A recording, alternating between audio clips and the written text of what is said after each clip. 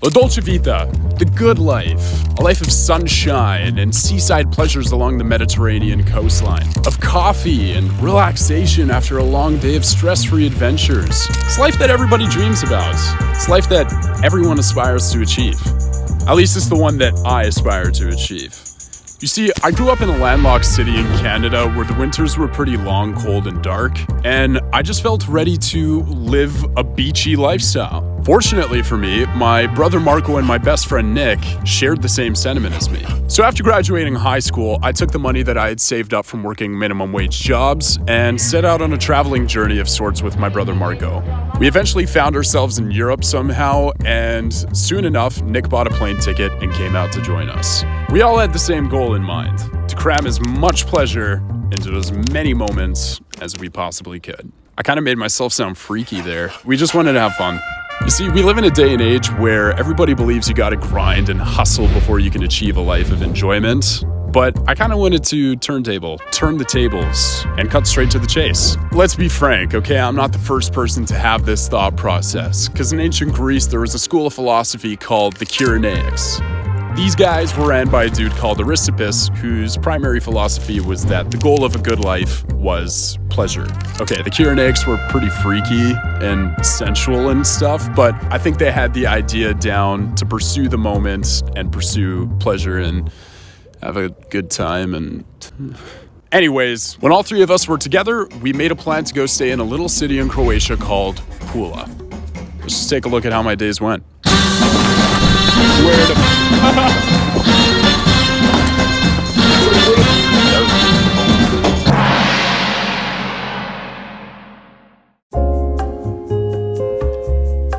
So basically every morning I would wake up without an alarm clock. I'd just let the sun roll in, and I had a rule for myself that once I woke up, I'd get up. I'd get dressed real quickly, head straight out the door, and go for a morning run.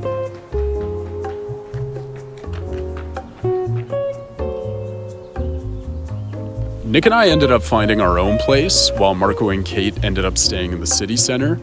But fortunately for us two boys, we were right by a bunch of accessible trails and coastline. So every single morning when I would run, I'd get to experience that beautiful sea breeze and just that crisp air that was never too hot and never too cold.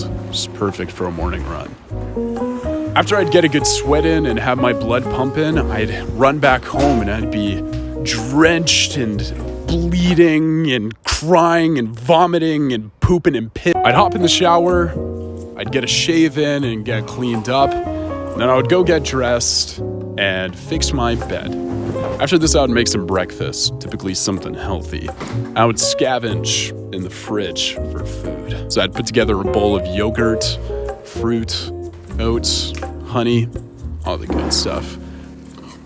Then of course, can't be living in Europe without a cup of coffee. Then because I'm classy as hell, I would go sit in the living room and chill and eat there with some jazz playing in the background. Sometimes I'd even think about sitting on the balcony and catch some of the rays from the continually rising sun.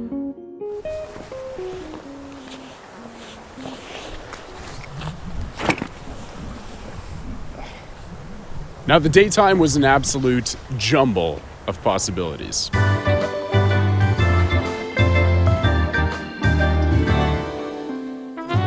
Exploration was probably the number one thing that we would always be getting up to.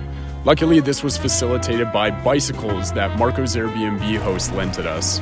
So, yeah, we were outside pretty much all the time.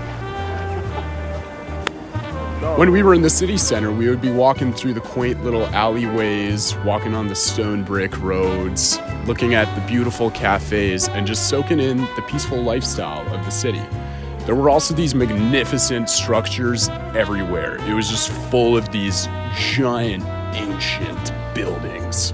Like this super cool Colosseum that we were looking at, these clock towers and all of that. It was phenomenal, just full of culture, full of cool stuff. Anyways, like I mentioned before, Marco's Airbnb was in the city center, and it was actually right by the Forum and close to all of the coolest structures in town. So after we finished exploring, we would go chill at his place, enjoy some coffee, and just soak in that sunlight coming through the window. And man, let me tell you, I felt like I was in ancient Greece. Actually, it would have been ancient Rome, but you get the idea. Is this thing rolling? Yeah. I just saw boobs. Now, as much as we love sightseeing in the city, we actually found ourselves more so in the nature of the area. We'd be walking along these giant cliffs and looking out at the sea, and we'd be walking through the trails and checking out the trees and all of that. And it was actually really cool. We found a lot of really cool cliffs to jump off of. Most notably of them all are Golubove Stienje. Oh fuck, is that what it's called? Golubove Stienje. Stienje. Golubove Stienje. They were called Golubove Stienje. Golubove Stienje. Golubove? You just said Golubove. I think it's Golubove. Golubove. Most notably of all of these rocks that we were jumping off of were called Golubove Stienje, or Seagull's Rocks. If you ever get a chance to go to Pula, I highly suggest going to check out this cool little cove. It is phenomenal. The water's extremely clear. The cliff is a perfect height to jump off of and practice new things, and we had an enormous amount of fun. Now, doing these things out in nature where you get really in touch with your body really kept me in the present moment at all times. I felt like my mind wasn't anywhere other than the current. Flying through the air and feeling everything around you as you're about to hit the water, it feels like time just stops. I felt sucked into this meditative state that guys like Alan Watts talks about. As he would put it, meditation is the way in which we come to feel our basic inseparability from the whole universe. And what that requires is that we shut up. That is to say that we become interiorly silent and cease from the interminable chatter that goes on inside our skulls. It's funny how just shutting up your mind sometimes really allows things to come to you. It's funny how trying to think less actually makes things a lot clearer. There was actually this dude, this 11th century Buddhist monk, and his name was Tilopa. And he had these 6 principles of meditation, but when you really look at these, all they really do is help you stay in the moment. It helps you be a victim to the present and one with the environment and one with nature and just allow things to kind of come to you. I even think Alan Watts nailed this concept on the head by saying that you can make anything whatsoever, any human activity, into meditation, simply by being with it and doing it completely to do it. Let's go. Dude, we actually do gotta finish that game of rocks though, man. We do. You guys want to do that right now? Wait, yeah. You wanna play rocks right now? So usually when we come cliff jumping, we play a game called rocks. There's like a cliff edge right there, and you gotta hit it with rocks. I'm the reigning champ. Right, Nick? Yeah, no, he is. Anyways, after cliff jumping, we would be doing stupid stuff like playing a game we invented called Rocks and just kind of soaking up the sun together and joking. But that kind of gets me thinking about friendship and meeting new people. And Marco and I even got the opportunity to meet this old couple there as well. They were showing us their beautiful garden and home, and we tried out some mandarins and saw unique things. And It's mandarins. seriously? It's not like that ever so often crappy one. This is amazing. I even met this girl named Alicia online actually, and she actually took us scuba diving where she usually goes. And that was a phenomenal experience. We got on the boat, rowed out to some cool locations, and unfortunately the files got corrupted and we don't have the footage anymore. So that's okay. This is what it looked like though. It was jellyfish and fish and more fish and cool ancient ruins underwater and stuff. Yeah, it was cool. Trust me, just trust me.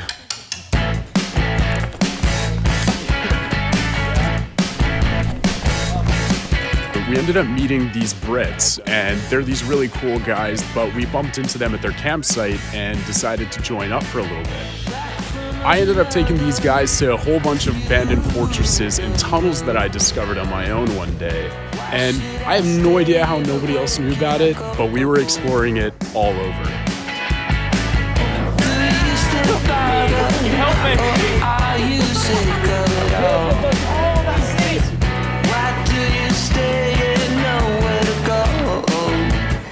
would climb to the highest peaks of these abandoned fortresses and castles, and we would be looking at the whole area, doing tricks up top, and it was really, really cool.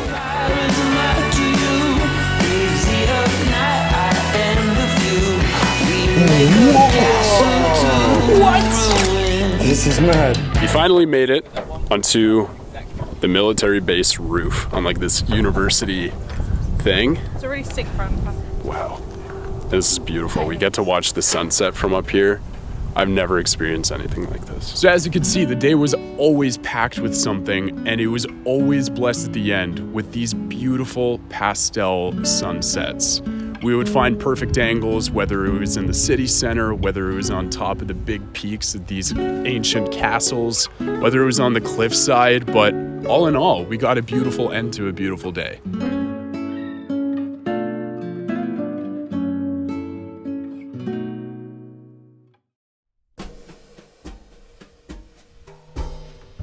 As days would come to a close, we would head home, clean up, and prepare some insane dinners. And let me tell you, our culinary skills, mucho fino. Smells like sex! That's the best thing I've ever eaten in my life. Sometimes we would just have mini parties amongst us friends, and we would be watching music videos or movies or just chilling even. Hey, Mom. And it was a phenomenal way to top off the day, especially when it was with people that I love. But was it really, really the good life? I mean, yeah. No, but in all seriousness, I'm extremely grateful for this experience. I was super fortunate to have made this lifelong dream of mine happen, and on a budget. It's not every day that you get to be with your loved ones and be in a beautiful place all the time and really experience what it's like to constantly be in the present moment, that meditative state. Ultimately, looking back in retrospect, I feel really proud of my ability to have found the Dolce Vita in my pursuit of the moment, in the pursuit of pleasure. It's a lifestyle that I really, really love, and I really want to continue living it. However, I'm really excited to diversify my pleasures. There's another ancient Greek philosopher, his name is Epicurus. He was a classic hedonist, and he also believed that the ultimate goal of life was the pursuit of pleasure. However, he believed that you could find pleasure in a varied and diverse manner as well. I'm really excited to find pleasure in study and find pleasure in work and art and philosophy, and I'm excited to spend more time with my family, see new places, be with new friends, all of that. You can be excited for every little aspect of life. You can find pleasure in every little aspect of life. I personally find pleasure in constantly living my truth. Whether my truth that sometimes is being lazy on a beach or jumping off of cliffs, it's the same that my truth can be working my ass off on a project that I'm super passionate about. But all in all, both of those things would make me feel fulfilled at the end of the day. If you can look back on your entire day when you go to bed and say, man, that was a good day, I'd say you're living the Dolce Vita. You're living the good life.